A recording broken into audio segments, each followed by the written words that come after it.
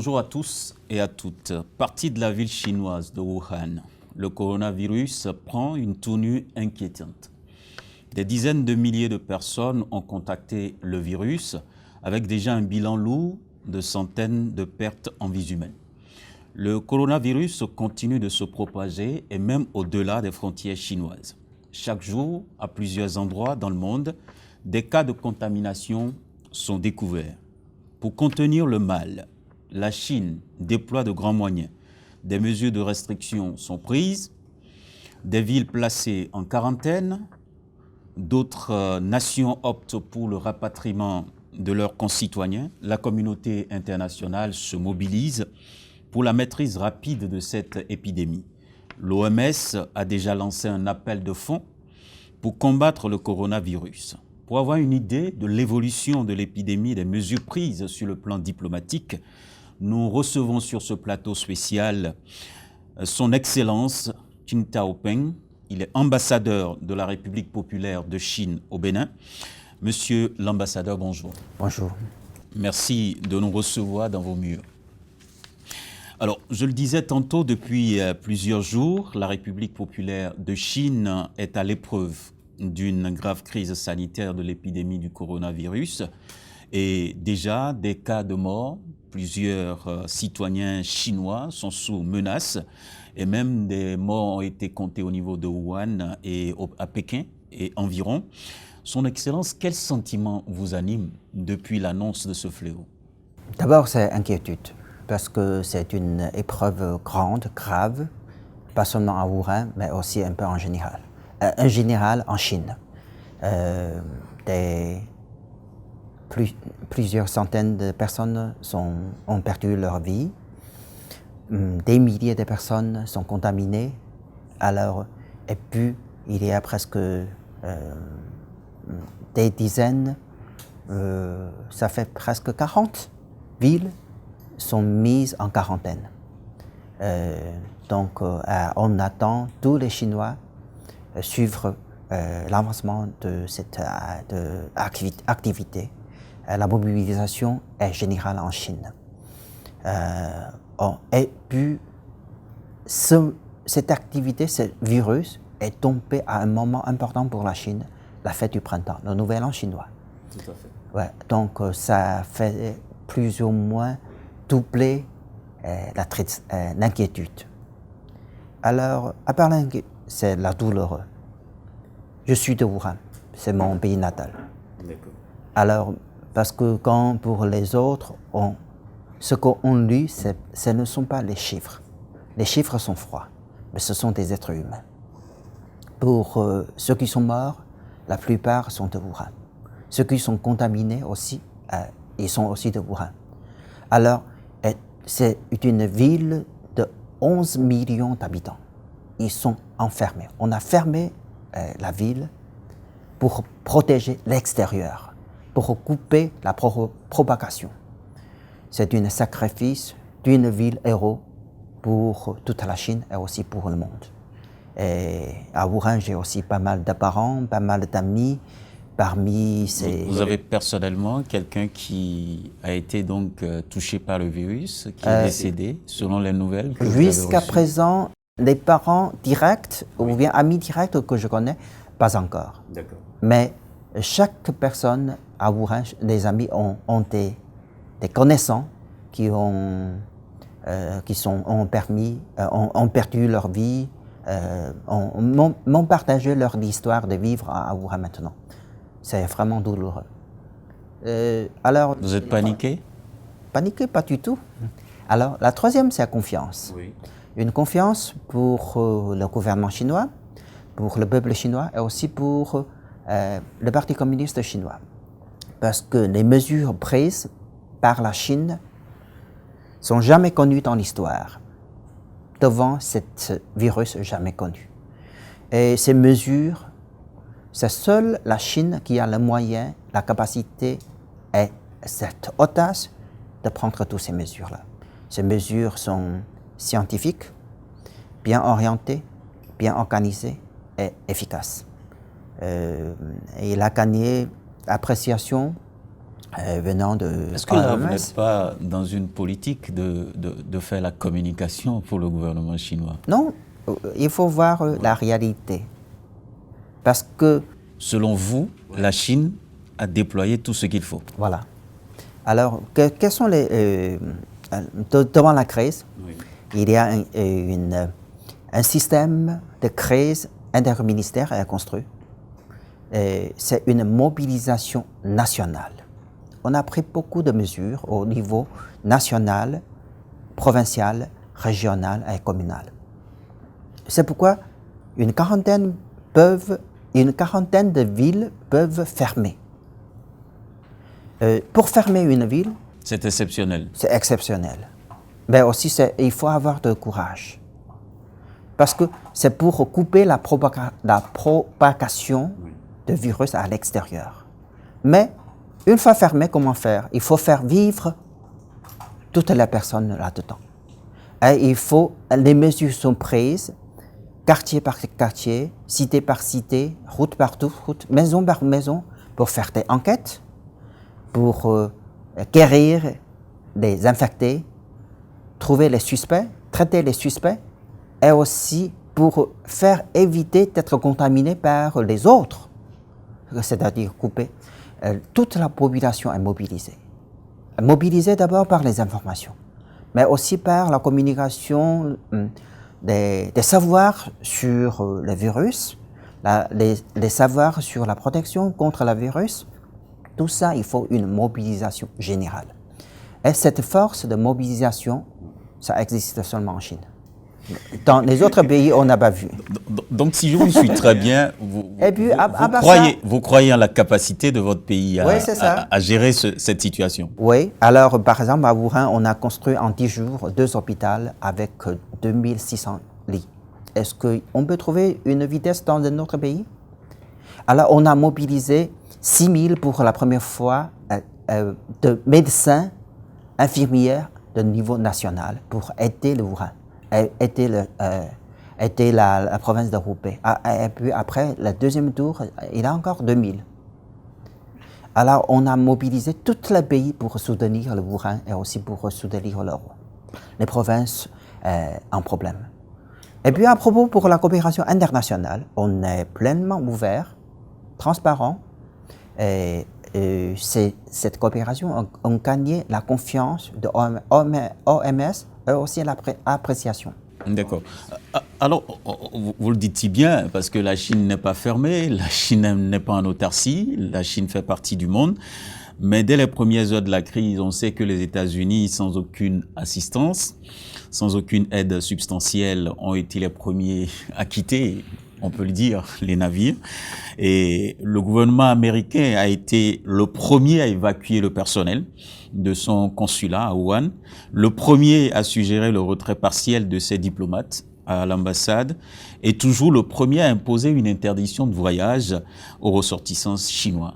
Est-ce que cette attitude vous rassure ou bien sème la peine ou la douleur chez vous? C'est une bonne question. Oui.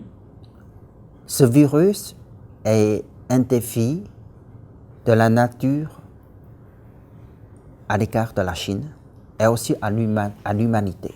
Parce que ces dernières années, ces virus, cette sorte de virus, épidémies, sont apparus l'un après l'autre. C'est un défi à relever, pas seulement pour les pays en crise, contaminés, c'est un défi à relever pour toute l'humanité. On peut retenir le SARS en 2003, et il y a aussi Ebola il y a quelques années en Afrique. Donc devant cette épreuve, il faut l'unité, la solidarité internationale. C'est ce que la Chine a fait quand les autres pays ont trouvé devant ces difficultés. Alors, les mesures prises par le gouvernement américain, oui, c'est vraiment surprenant. On se demande qu'est-ce qu'il arrive aux États-Unis. Un pays qui a plein de confiance à soi-même, c'est un grand pays. Qu'est-ce qu'il arrive? Les Américains doivent protéger leurs citoyens. une protection, Oui. on comprend, mais une réaction surréactive, excessive. Est-ce que même les experts, les médias américains reprochent aussi à leur gouvernement? Parce que ce qu'ils font sont interdits, non, c'est pas interdit, ne sont pas recommandés. Ce sont des mesures que l'OMS ne recommande pas, ne conseille pas, et ils ont fait. La panique, c'est vraiment une panique créée. Créée. Alors, vous savez, selon un rapport de santé sanitaire, de santé des États-Unis, dans cette saison de grippe, combien de personnes sont contaminées? Plus de 10 millions. Combien de personnes sont mortes? Plus de 10 000. Et vous ne savez? Alors, en 2009, il y a aussi une épidémie aux États-Unis, apparue d'abord aux États-Unis, et puis propagée dans 214 pays. Est-ce que vous connaissez? Donc, la panique. Et cette fois-ci, c'est vrai, le virus est grave, mais jusqu'à présent, seulement 20 pays ont connu des infectés. 20 pays. Et ceux qui sont infectés à l'extérieur ne tiennent pas 1% de tous les personnes infectées. La plupart sont restés en Chine. Donc, selon vous, vous déplorez le tapage fait par les Américains ou d'autres nations autour du coronavirus? D'abord, par les États-Unis, c'est une panique créée artificiellement. Et puis pour le taux de mortalité. Jusqu'à présent, le taux de mortalité, c'est seulement 2,1%.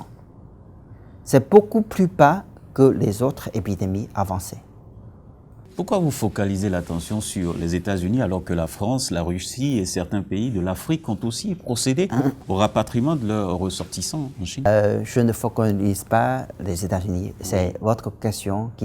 Ils ont pris les premiers pas, les premières mesures. Oui. Alors, il y a encore des autres pays qui suivent, mais pas aussi graves que celles des États-Unis. Il faut dire que nous avons la collaboration internationale pour lutter contre ce virus de la Chine depuis toujours. OMS a envoyé des experts d'enquête sur place. Même le directeur général de OMS a effectué une visite en Chine. Après sa visite, il a pleinement assuré des mesures prises par le gouvernement chinois. Il a dit que même ces mesures sont exemplaires. Ces mesures sont plus sérieuses, plus sévères que demandées par le règlement sanitaire international. Alors, ce qu'il annonce, déclarer la Chine comme cette épidémie comme urgence sanitaire à portée internationale, c'est pour protéger les pays où leurs systèmes sanitaires sont faibles, comme les pays africains. C'est pour donner des recommandations à ces pays-là à se protéger, à demander au monde entier à aider ces pays-là. Le DG a réitéré plusieurs fois que OMS ne recommande pas, ne conseille pas aux autres pays de restreindre le déplacement, le transport, le commerce avec la Chine.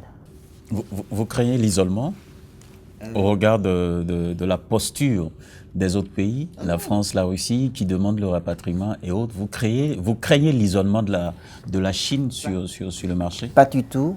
Alors récemment, les responsables de la France, des autres pays ont échangé des messages avec les responsables d'État chinois. Ils ont aussi lancé leur soutien sur la lutte contre l'épidémie de la Chine. Ils ont exprimé ça directement au gouvernement chinois. Alors, il y a une vingtaine de pays, y compris la France, la Russie, ont transporté leur assistance matérielle, financière à la Chine. Donc, il ne s'agit pas d'un isolement. Alors, jusqu'à présent, des dizaines de pays, presque une centaine de pays, ont appelé ouvertement leur soutien à l'égard de la Chine. Alors, à quoi peut-on s'attendre dans les jours à venir, selon vous? Il faut dire que ces derniers jours, la situation commence déjà à s'améliorer. Les personnes sorties des hôpitaux ont dépassé déjà les personnes décédées. Le chiffre a presque doublé. Alors, les suspects nouvellement ajoutés diminuent déjà beaucoup. Alors, donc, pour l'avenir, on a pleine confiance qu'on a le moyen et aussi la capacité de vaincre cette épidémie. Donc, la Chine ne veut pas d'interférence sanitaire? Non, on est ouvert pour l'assistance internationale. Parce que vous dites que vous avez déployé tout et ouais. Tout se porte bien, la Chine fait tout, Ben, la Chine est capable et tout, mais c'est une manière de repousser les appuis des autres nations. On présente ce que nous avons fait. Oui. Mais quand même, il nous manque encore aussi. Par exemple, les masques, les lunettes de protection, comment dire ça, les vêtements sanitaires. Ça nous manque, il nous manque. Et nous avons reçu beaucoup d'assistance extérieure pour nous fournir de tout ça. Et puis, OMS a envoyé aussi des équipes d'experts, médecine sur la Chine, pour faire des recherches, pour nous donner aussi des conseils à perfectionner. Alors, on est ouvert à ça. Alors, cette grave crise sanitaire de l'épidémie du coronavirus aura-t-elle des impacts négatifs sur l'économie chinoise, selon vous? Il faut dire que direct temporaire jusqu'à présent, parce que ça existe. Parce que surtout... Parce que ça a déjà joué sur le prix du carburant dans certains pays? Non, je ne pense pas, c'est avec le carburant. Par exemple, si vous prenez la France, le prix du carburant, ça a chuté. Ça a chuté? Parce que la Chine est un gros consommateur de produits pétroliers, mais des villes qui sont aujourd'hui bloquées, donc il n'y a pas d'activité. Ça joue sur, comment dirais-je, la disponibilité du produit, alors que la consommation est faible. D'une manière ou d'une autre, vous êtes impacté économiquement. Oui, pour une période temporaire, saisonnière, c'est certainement impacté. Parce que tous les moyens sont concentrés sur la lutte contre l'épidémie, et surtout pour la consommation. Mais pour le long terme, on a de la confiance pour l'économie chinoise. En 2003, j'étais en Chine, nous avons connu aussi le SARS, l'épidémie SARS. Pour les 2 premières saisons, les influences sont réelles et graves, mais à la fin des années, parce qu'après, il y a les efforts, la force de reproduction après la fête, après l'épidémie est aussi grande. Donc, on a la confiance pour l'avenir, et aussi pour l'avenir économique de la Chine, et aussi pour son marché. Parce que le marché avec 1,4 milliard, la limite de consommation est temporaire. Mais après la crise, ça existe toujours. Ça existe toujours. Donc, et puis depuis 2008, la contribution de la Chine au développement économique international tient 30%. D'accord. Alors, on prend le cas du Bénin, parce que vous représentez la Chine au Bénin. Les départs, les arrivées des voyageurs entre la Chine et le Bénin sont-ils suspendus provisoirement? Non, pas encore, et pas du tout. Et jusqu'à présent... Vous n'avez pris aucune disposition en la matière avec le gouvernement béninois? Nous avons, non, beaucoup de dispositions avec le gouvernement. Nous avons, on échange des informations régulièrement avec le ministère de la Santé, avec le ministère des Affaires étrangères. Alors, pour leurs préoccupations, on donne aussi des réponses. Pour nos préoccupations, ils sont aussi prêts à nous fournir des assistances. De la part de l'ambassade, nous avons déjà conseillé à toutes les personnes, toutes les Chinois en congé en Chine, ces personnes qui ont eu une histoire anticipante de visite à Roubaix, à Ouvrain, de reporter leur retour au Bénin.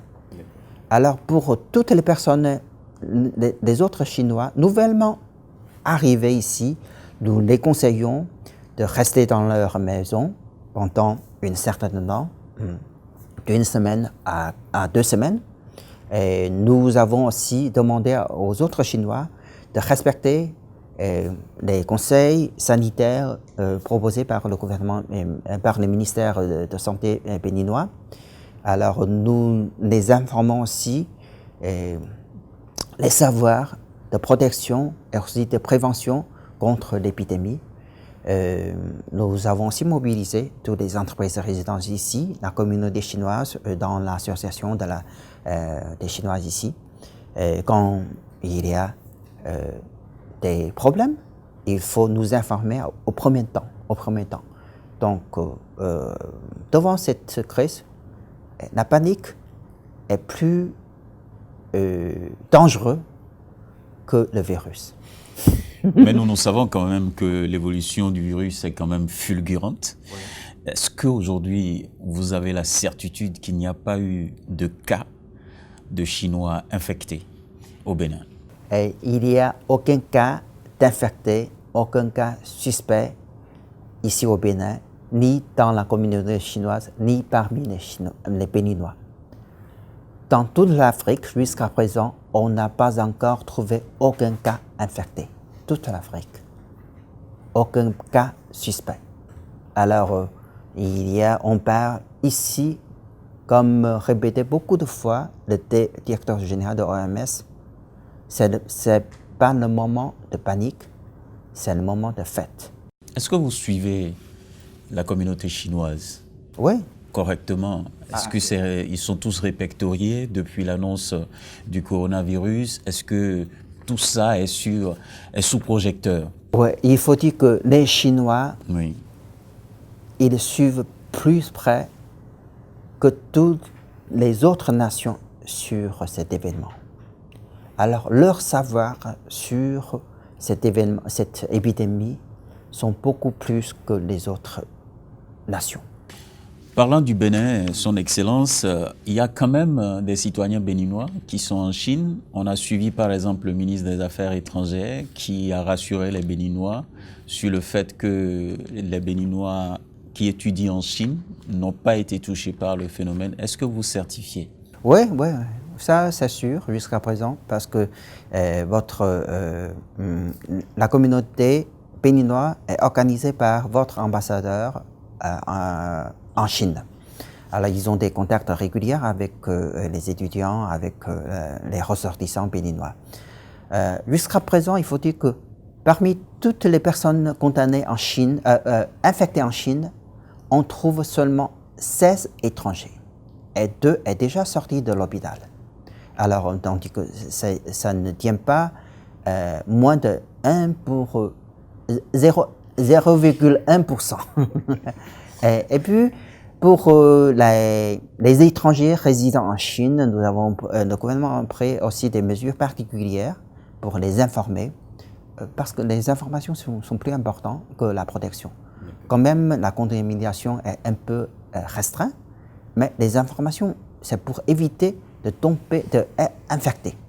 Alors, nous avons fourni des services particuliers pour les étrangers. Pour les autres, ceux qui veulent partir, on a fourni aussi des services particuliers. Ils sont rassurés. Jusqu'à présent, tout ça va bien. Et il n'y a pas de cas de contamination sur place d'un ressortissant africain? Béninois, jusqu'à présent, pas encore. Mais sur le plan africain, est-ce que vous avez... je ne connais pas les détails des 16 personnes contaminées. D'accord. Parce que ce sont des informations un peu personnelles. Donc, je ne connais pas la nationalité, mais jusqu'à présent, béninois, aucun des béninois. J'ai aussi une petite histoire à vous partager, c'est qu'il y a un étudiant béninois dans la médecine en Chine a participé volontairement dans une mission médicale pour traiter les maladies avec leurs collègues de l'université, avec leurs professeurs. C'est très appréciable. Ça démontre aussi cette solidarité, amitié profonde entre nos deux nations, nos deux pays. Alors, quel est le message que vous adressez, vous, particulièrement, à la communauté chinoise au Bénin, en cette période? Quel est le message? Le message, premièrement, oui. Pas de panique. Pas de panique, plus de confiance. Confiance à soi-même, confiance à son pays, et confiance aux autres. Parce que ce que nous devons lutter contre, c'est le virus. Ce n'est pas les gens de Wuhan, ce ne sont pas les Chinois. Donc, et puis, deuxième, il faut suivre les conseils, les demandes sanitaires et aussi scientifiques proposées par les médecins, par le gouvernement béninois et aussi chinois. Alors, troisièmement, faire des efforts pour aider les autres. Est-ce que vous êtes satisfait de la collaboration entre les autorités béninoises et l'ambassade de Chine après le Bénin sur ce cas précis du Depuis le premier moment, j'ai reçu les appels de soutien, de solidarité venant du ministère des Affaires étrangères, du ministère de la Santé. Alors, on a déjà des échanges, des informations régulières. Donc, jusqu'à présent, tout s'avance bien. Tout s'avance bien. Votre mot de fin pour clôturer cet entretien? Comme j'ai dit, il y a maintenant beaucoup de rumeurs. C'est le moment de science, pas de rumeurs. C'est le moment de solidarité, pas de humiliation. C'est aussi le moment de confiance et pas de panique. Merci à vous, Son Excellence Jing Taopeng. Vous êtes ambassadeur de la République populaire de Chine près le Bénin. Merci de nous avoir reçus dans vos locaux pour parler de ce virus, le coronavirus, qui sévit actuellement en Chine. Et, mesdames et messieurs, merci pour votre attention.